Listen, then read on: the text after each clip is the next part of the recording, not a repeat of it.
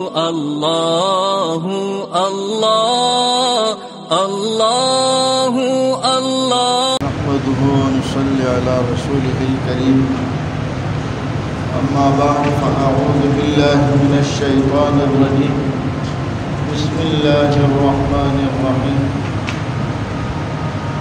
الله الذي خلق 7 سماوات ومن الأرض مثلهن يتنزل الأمر بينهن لتعلموا أن الله على كل شيء قدير وأن الله قد أحاط بكل شيء علما. اللہ تعالیٰ نے فرمایا کہ میں نے زمینوں کو پیدا کیا، 7 آسمانوں کو پیدا کیا اور اسی کے مثل زمینوں کو بھی پیدا کیا، یعنی زمینوں کو بھی 7 پیدا کیا۔ اب اس میں اعتراض آتا ہے کہ 7 زمینیں کہاں ہیں اور کس شکل و صورت میں ہیں۔ یہ ملحدین کی جو بڑے بڑے اعتراضات ہیں نا، اس میں سے یہ بھی کہ اللہ نے یہ جو فرما دیا کہ میں نے 7 زمینوں کو پیدا کیا ہے، تو ان 7 زمینوں کا وجود کہاں ہے اور کس صورت میں ہے؟ آیا یہ بھی آسمان کی طرح ایک دوسرے کے جیسے آسمان اوپر ہے ایک دوسرے کے، آیا یہ بھی ایسے ہی ہے یا یہ کہ یہ مختلف ہے؟ تو ایک بات ذہن میں یاد رکھیں، جو اللہ نے فرمایا ہے اتنے پر ایمان لانا ضروری ہے۔ اللہ نے فرما دیا کہ میں نے آسمانوں کی طرح زمینوں کو بھی 7 بنا دیا ہے، بس بات ختم ہو گئی۔ اب یہ ہے کہ ان کی کیفیت کیا ہے، وہ کس طریقے سے 7 زمینیں ہیں، آیا وہ 7 ہیں یا الگ الگ ہے؟ اس کے لیے ہمیں جاننے کی ضرورت بھی نہیں۔ اور سائنسدان اگر پوچھتے ہیں کہ یہ کہاں پر ہے، تو آپ تو خود بھی مانتے ہو کہ ہم نے کائنات میں صرف 5% حصہ دیکھے، 95% ابھی ہمارے آنکھوں سے اوجھل ہے۔ جو بھی اعتراض کرے ایک جواب تو یہ ہے کہ آپ نے ابھی دیکھا کیا ہے؟ آپ نے اللہ کی کائنات میں ابھی دیکھا کیا ہے؟ صرف 5% کا تم اقرار ہے، حقیقت یہ کہ وہ 5% بھی نہیں دیکھا ہوا، تو آپ انکار کیسے کر سکتے؟ تو ہمیں جتنا حکم دیا گیا ہے بس ہم نے اتنا ہی اس پر ایمان رکھنا ہے۔ باقی یہ ہے کہ اس کی کیفیت کیا ہے، تو کیفیت کے بارے میں ہمیں کوئی علم نہیں۔ ہمیں تو اتنا اللہ نے فرما دیا کہ میں موجود ہوں اور میں ایک ہوں، ہم نے اللہ کو مان لیا، ہم نے اللہ کو ایک بھی مان لیا، موجود بھی مان لیا۔ کیفیت کیسے ہے یہ تو ہمیں اللہ کے بارے میں بھی پتہ نہیں ہے۔ آپ تو 7 زمینوں کے بارے میں سوال پوچھ رہے ہیں۔ جتنی بات ہے اتنے پر ایمان لانا۔ اب اللہ نے فرما دیا کہ تم لوگ مجھ پر ایمان لے آؤ، میں واحد احد ہوں، اور ہم ایمان لے آئے، بس اتنی بات اللہ کے وحدانیت کے متعلق اتنی بات کافی ہے۔ اب بتاؤ اللہ کیسے ہیں، اس کے بارے میں ہم سے سوال نہیں ہوا، بلکہ اس کے بارے میں سوال کرنے سے ہمیں منع کیا۔ تو ایک اعتراض یہ ہے، اور جن کو یہ بڑے اعتراضات میں شمار کرنا۔ اچھا، ایک اعتراض یہ ہے کہ اللہ تعالیٰ نے بنی آدم سے عالم ارواح میں جو عہد دیا، یہ کہاں پر لیا؟ اور جس وقت یہ عہد لیا تو اس وقت انہیں سرخ چونٹیوں کے برابر چھوٹے چھوٹے اجسام دیے گئے تھے۔ تو وہ جو ابھی بچہ پیدا ہوتا ہے اس کو تو بات کرنے کا بھی سلیقہ نہیں ہوتا، سوچنے سمجھنے کی بھی صلاحیت نہیں ہوتی، اور اس وقت اللہ نے بنی آدم کو حضرت آدم علیہ السلام کے پشت سے نکالا اور اب ان سے بات کر رہا ہے، الست بربکم، کیا میں تمہارا رب نہیں ہوں؟ تو کیا وہ آدم علیہ السلام کے جو اولاد تھے، یعنی میں اور آپ، ہم اللہ کی بات کو سن رہے تھے اور سمجھ رہے تھے؟ اگر کسی بات کو آپ سنتے نہیں ہے، سمجھتے نہیں ہے، تو اس لغو کام کا فائدہ کیا ہے؟ ان میں تو سمجھنے کی صلاحیت نہیں تھی۔ دوسری بات یہ ہے کہ یہ جو عہد لیا گیا وہ پھر اس کو بھول گئے، تو اس عہد کے لینے کا فائدہ کیا ہوا؟ اول تو یہ کہ ان کو سمجھ آیا ہی نہیں ہے، الست بربکم ان کو سمجھ ہی نہیں آیا۔ دوسرا یہ کہ چلو اگر سمجھ آ بھی گیا تو پھر بھول گئے، تو پھر اس عہد کے لینے کا مقصد کیا ہوا؟ اصل میں بات یہ ہے کہ جو بچہ ابھی پیدا ہوتا ہے، ابھی ایک بچہ پیدا ہوا، وہ روتا ہے، ماں اسے اپنے گود میں لیتی ہے، وہ وہاں پر دودھ چوسنا شروع کر دیتا ہے۔ اب آپ مجھے بتائیں کہ اس کو کس نے بتایا کہ تیری غذا یہاں رکھی ہوئی ہے؟ الذی اعطى كل شيء خلقه ثم هدى، کسی نے نہیں بتایا کہ تیری غذا یہاں ہے۔ اچھا اب مجھے یہ بتائیں، اگر کوئی بچہ پیدا ہو جاتا ہے اور اسے بھوک لگی ہے اور آپ ماں اسے دودھ پلا رہی ہے، تو وہ صرف قریب کر دیتی ہے، بچہ چوسنا شروع کرتا ہے۔ اگر اس بچے کو چوسنے کا پتہ نہ ہوتا تو آپ اس کو کیسے سمجھاتے کہ چوسنا ایسا ہوتا ہے کہ پہلے ہونٹوں کو یوں دباؤ اور پھر سانس کو اندر کی طرف کھینچو تو پھر دودھ آئے گا؟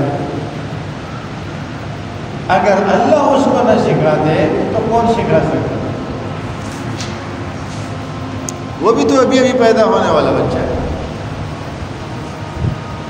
یہ تو دنیا میں اللہ دکھا رہا ہے۔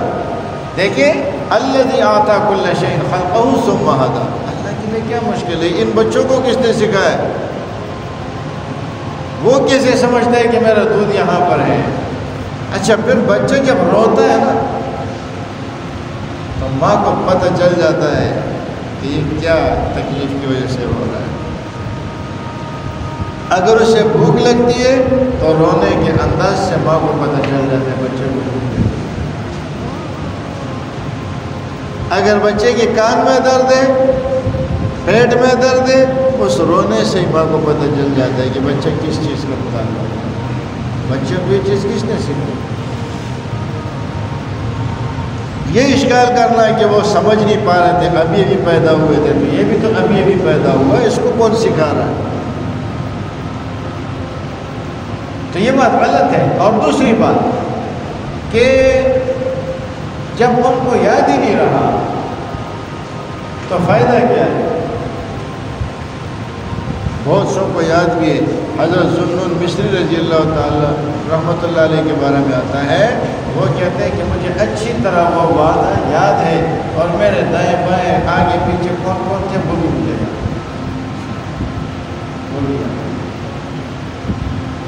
اچھا تو جب یہ یاد نہیں رہا تو اس عہد کے لینے کا مطلب کیا ہے؟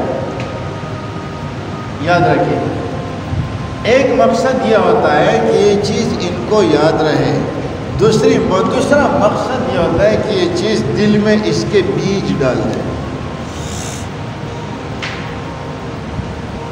اب ہم دیکھیں بچہ پیدا ہوتا ہے تو ہم اس کے کان میں اذان دیتے ہیں۔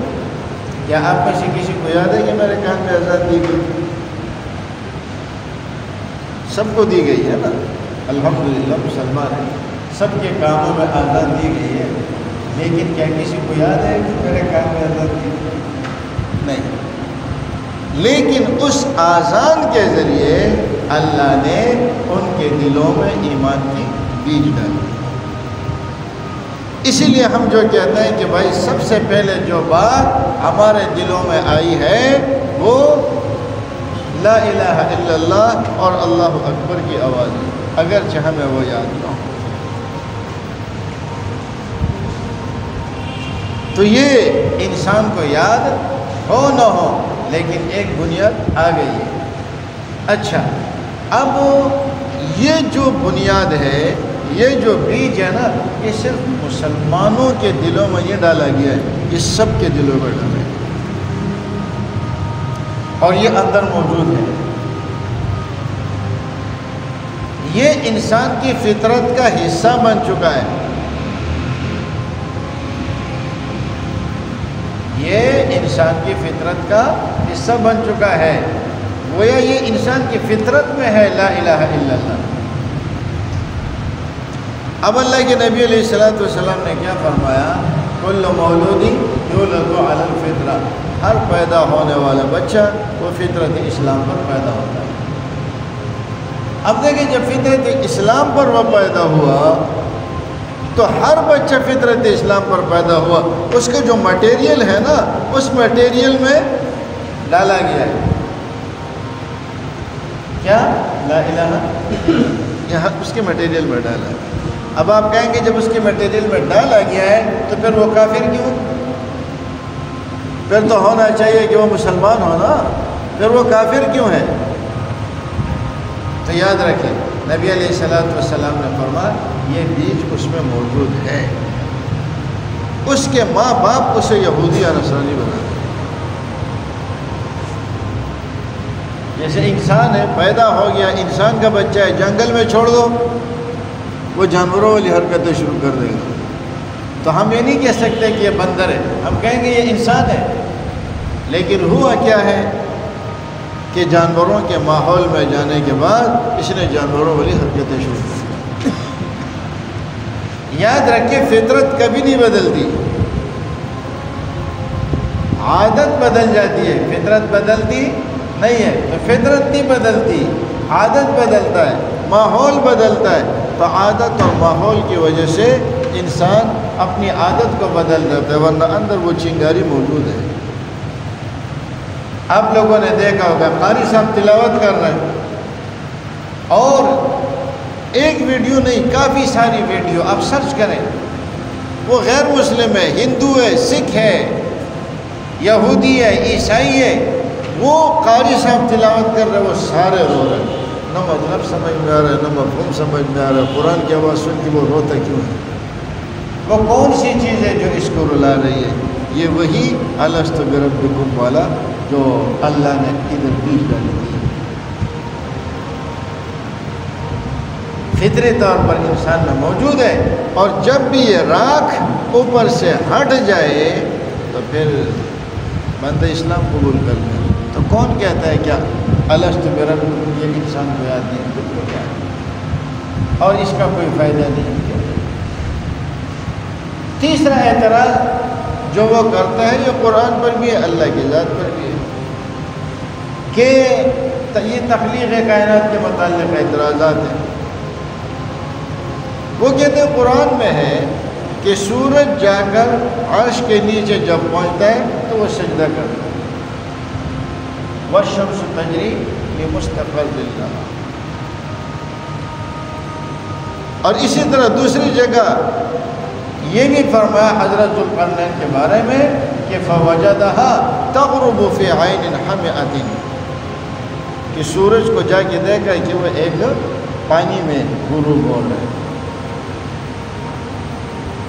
حالانکہ سائنس کو آپ دیکھیں سورج تو مسلسل چکر میں ہے، یہ کہیں پر ایک منٹ کے لیے بھی نہیں رکتا، تو سجدے کس وقت کر رہا ہے؟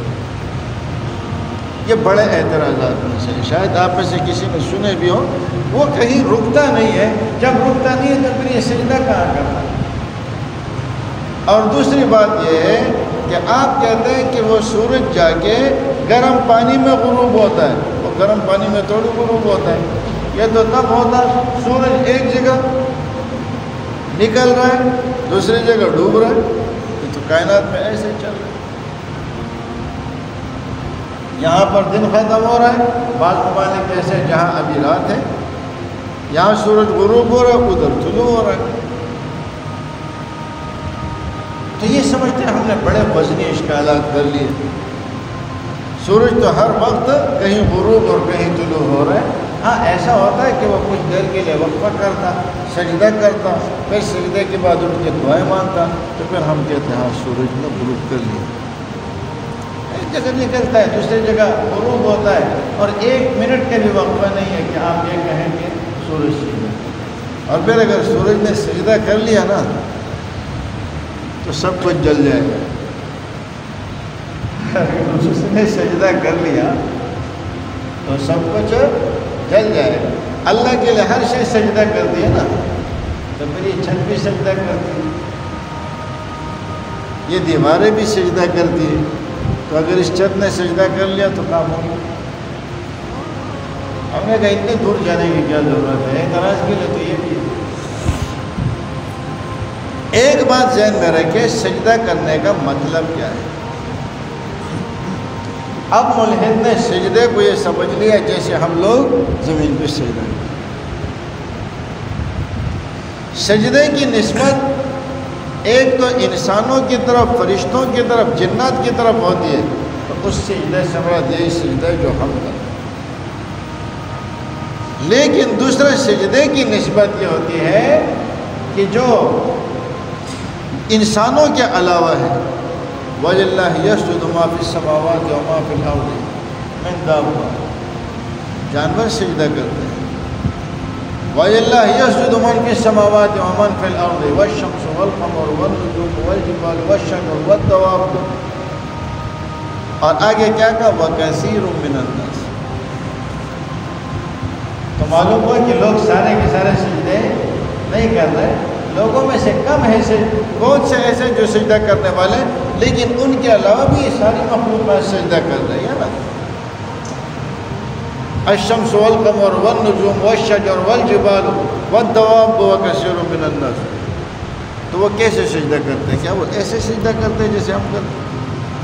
نہیں، وہاں سجدے کا مطلب اور ہے، وہاں سجدے کا مطلب اور ہے، یہاں سجدے کا مطلب اور ہے۔ وہاں سجدے کا مطلب یہ ہے کہ اللہ کے حکم کے مطابق چلنا۔ اب بتائیں کہ اللہ تعالیٰ نے اس کائنات کو پیدا فرمایا، انسانوں کو، دوسرے جانوروں کو، چاند، سورج، ستاروں کو، ان کے تخلیق کا ایک مقصد تھا، اس مقصد کو پورا کرنا، اس کو کیا کہا جاتا ہے کہ یہ اللہ کے آگے سجدہ کرنا۔ تو اب سورج کے سجدہ کرنے کا یہ مطلب نہیں ہے جو آپ نے سمجھا ہے کہ وہ وہاں رک جائے گا، پہلے وضو کرے گا اور پھر کھڑا ہو کے اللہ اکبر پھر سجدے میں جائے گا۔ سجدے کا یہ مطلب نہیں ہے، یہ سجدے کا معنی سمجھنے میں غلط فہمی ہے۔ اچھا، پھر دوسرا مطلب یہ ہے کہ مستقر سے کیا مراد ہے؟ والشمس تجری لمستقر لہا، سورج اپنے مستقر کی طرف جا رہا ہے۔ تو یہ مستقر کیا ہے؟ مستقر کا مطلب یہ ہے کہ جس وقت اللہ رب العزت نے سورج کو پیدا کیا تو کہیں سے تو اس نے حرکت شروع کی ہے نا، جو اس کا 0 پوائنٹ ہے، بس اس کو مستقر کہا ہے۔ اور یہ نہیں ہے کہ ادھر مستقر پہ پہنچے گا تو پھر وہاں پر رکے گا اور پھر عملہ آئے گا، اس کی صفائی کرے گا، آئل چینج کرے گا اور صفائی دھلائی بھی کرے گا، یہ مطلب نہیں ہے، بلکہ چلتے چلتے اس 0 پوائنٹ تک پہنچنا، یہ اس کا مستقر ہے۔ اور یہ مستقر کا مطلب یہ ہے کہ یہ اس کے اوپر چل رہا ہے، کب مستقر ہے زمانی، اس زمانے تک جب تک اللہ نے مقرر کیا ہے۔ اور وہ زمانہ کون سا ہے؟ قیامت کا۔ کون سا اعتراض ہے سجدہ کرنے میں؟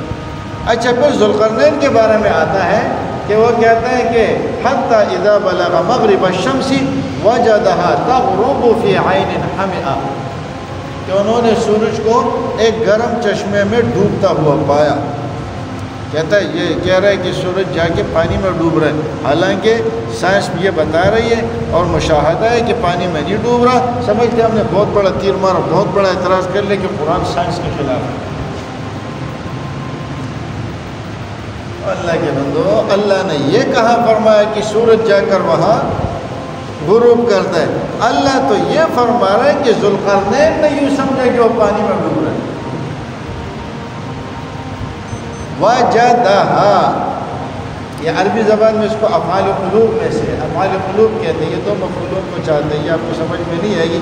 وَجَدَهَا کا مطلب کیا ہے کہ انہوں نے پایا، کس کو؟ سورج کو۔ کیا پایا؟ تغرب فی عین حمئہ، کہ وہ گرم پانی میں غروب ہو رہا ہے۔ اس کے لیے یہ ضروری نہیں ہے، آپ مثال کے طور پر روڈ پہ جا رہے ہیں یا چلیں، ابھی جا کے سورج کے غروب کا ٹائم ہے، آپ سمندر پہ جائیں اور وہاں کھڑے ہو کے غروب کا آپ ایک منظر دیکھیں تو آپ کو کیا لگے گا کہ سورج کہاں غروب ہو رہا ہے؟ پانی میں. یہ آپ کو یوں لگے گا کہ پانی میں غروب ہو رہا ہے، حقیقت میں وہ پانی میں غروب نہیں ہو رہا. تو ذوالقرنین کو بھی یہی لگا. کون سے طرح ذوالقرنین کو بھی یہی لگا کہ آگے جا کے پانی میں غروب ہو رہا ہے، جیسے آج آپ کو لگ رہا ہے. تو کیا اس کا یہ مطلب ہے کہ وہ پانی میں غروب ہو رہا ہے؟ یا آپ روڈ پہ جا رہے ہیں اور آگے تک اور سخت گرمی ہے، آپ نے دیکھا ہوگا کہ آپ کو آگے پانی نظر آتا ہے جس کو سراب کہتے ہیں. آپ کو یوں لگ رہا ہے کہ آگے پانی اور اگلی گاڑی پانی کے اندر جا رہی ہے، حالانکہ ایسا نہیں. تو قرآن میں یہ تو نہیں فرمایا کہ سورج جا کے گرم پانی میں غروب ہو. وہ ذوالقرنین نے جو دیکھا ہے وہ ان کا مشاہدہ بیان کر رہا ہے کہ ذوالقرنین نے وجدہا، دیکھا فی عین حمیہ. کون سی بات ہے؟ اب جب قرآن سے ثابت نہ کر سکے تو پھر حضرت ابوذر کی روایت کی طرف گئے کہ دیکھو حضرت ابوذر نے بھی نبی علیہ السلام سے نقل کیا کہ گرم پانی میں غروب ہوتا ہے. حالانکہ ابوذر سے 5 شاگردوں نے یہ نقل کیا ہے، اس میں صرف ایک شاگرد یہ کہہ رہے ہیں اور باقی شاگرد نہیں کہہ رہے. تو اس لیے وہ شاذ کہلاتا ہے اور شاذ روایت کا اعتبار نہیں ہے. باقی روایت جو راوی جو ثقہ ہے وہ اس کا ذکر نہیں کرتے. اچھا، پھر یہ کہ آپ کہتے ہیں کہ اللہ نے انسان کو پیدا کیا آدم علیہ السلام کی شکل میں، حالانکہ ایسا نہیں ہے نعوذ باللہ. اصل میں تھا کیا، یہ پہلے بندر تھا اور پھر آہستہ آہستہ ترقی کرتے کرتے کرتے یہ انسان ہوا. آپ کو کس نے کہا ہے؟ یہ نظریہ آپ کے سامنے کس نے پیش کیا ہے؟ اور کچھ نہیں ملتا ہے، کہتے ہیں ڈارون کا نظریہ ہے. وہ خدا ہے؟